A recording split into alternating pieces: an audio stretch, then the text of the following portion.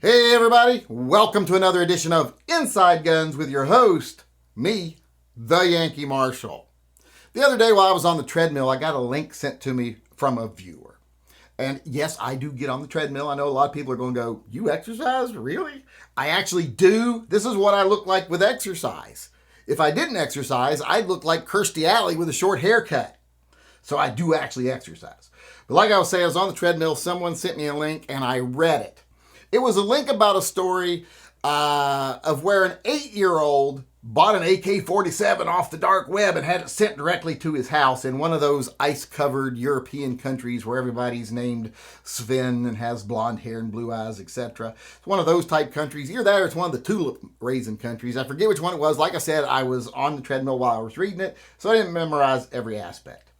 But this story is being used by a lot of anti-gunners to say, look, it shows that the pro-gun people are wrong when they say you can't just have guns bought and shipped straight to your house, and that if you buy a gun online, it still has to go through an FFL, etc. And it shows here that even 8-year-olds can do it and have it sent straight to the house. Oh, we got to ban guns. This is why we got to ban guns. You know, they're saying stuff like that.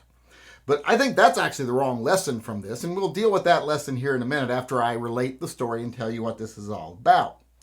Now, first off, I'm going to say the skeptic in me really doesn't believe this story is true. I tried to research it back. There's not a lot of information on this woman who supposedly is the person in the story talking about her son, her 8-year-old son. There's also not a lot of information about where the story came from. It seems to have originated in the Daily Mail in London. And if you're not familiar with the Daily Mail, it is a tabloid. It is basically the Inquirer with an accent. But in this story, this woman accounts how her 8-year-old child becomes a major computer hacker by like the age of 8. You know, he's hacking into banks. He's hacking into big businesses. He's working with organized crime. He's getting stuff for free. It started off with he'd just steal credit card numbers or something and get stuff for free. And whenever she'd see him talking online, he'd use code so she wouldn't know what he was up to. And these packages would always show up at the house with stuff in them that she knew he couldn't afford, you know, and all this other stuff. So first off, you got to believe that this had been going on for quite a while. And the mother is just like, whatever, you know, didn't seem to mind. But then he got an AK-47 delivered to the house, supposedly. And that's when she decided, enough's enough, I got to do something about this. And she reported him to the police. Now, surprisingly, no charges are ever filed against the kid. You know, for all this, you know, bank hacking and business hacking and organized crime and all this other theft and all these gun violations. No charges are ever filed against him. But the mother starts working with an organization trying to prevent this kind of stuff from happening, supposedly. And, you know, the kid's learned his lesson, whatever. But the moral of the story is the mother caught the kid buying an AK-47, having it shipped to his house. He's only 8 years old. So let's assume this actually happened, that this parent is that bad of a parent, and they let it go that far, and it only became an issue when there's an AK-47 involved, and that the cops don't care. You know, they're like, oh, he smack, he learned his lesson. You know, let's assume all that's true. Does this story show that even an 8-year-old can buy a firearm online and have it sent to their house? Well, it kind of does if you believe the story itself. But let's just kind of look at the moral of it. Can that happen? Can you get on the dark web and have a gun sent to you illegally to your home? Well, yes, of course you can. But it's illegal. So when you talk about, this is why we got to ban guns, well, what you're talking about, the problem you're talking about is already illegal. And even if you pass laws in our country saying you can't have guns, period, this is still going to be available to bad guys. Bad guys can still get on the dark web or use their contacts in their gangs or across borders, etc. You know, they're drug cartels, the people who provide the product that they deliver to the streets because of the ridiculous drug war. They'll still be able to get things illegally. The only people you're hurting with that law or banning guns is law-abiding citizens. And what happens when law-abiding citizens don't have guns, but bad guys do? Well, you create more victims. That's all you do. You turn more honest, hardworking, good people into potential victims because bad guys know they can't fight back. Every year in this country, hundreds of thousands of people use a gun to defend themselves, never even have to fire it 95% of the time. It prevents them from being a victim. Take that away from them. Bad guys, even if they just have a pointy stick, as long as they're bigger and stronger, can victimize other people. So the moral of this story is not, even a little kid can get a gun, so we got to ban guns.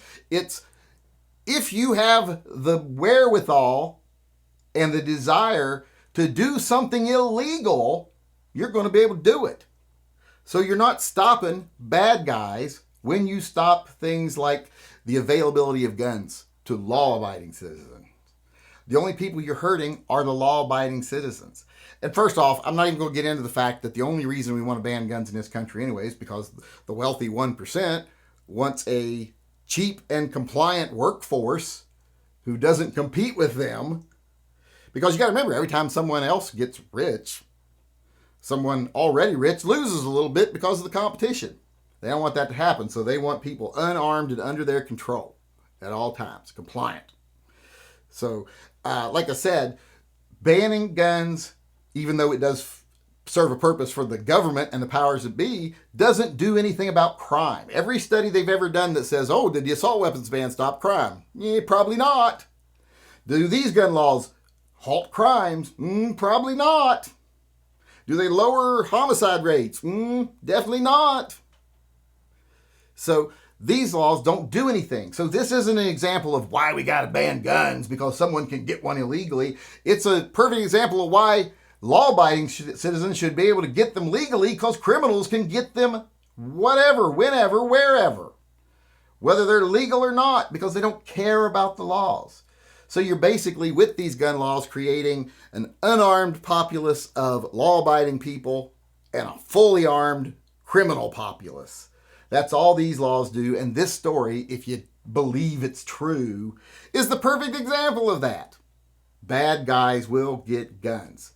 Not just guns, AK-47s even. And I know anti-gunners think that's one of the scariest things out there next to an AR-15, right? So you should be scared that bad guys are getting these things, and you should want good guys to get these things.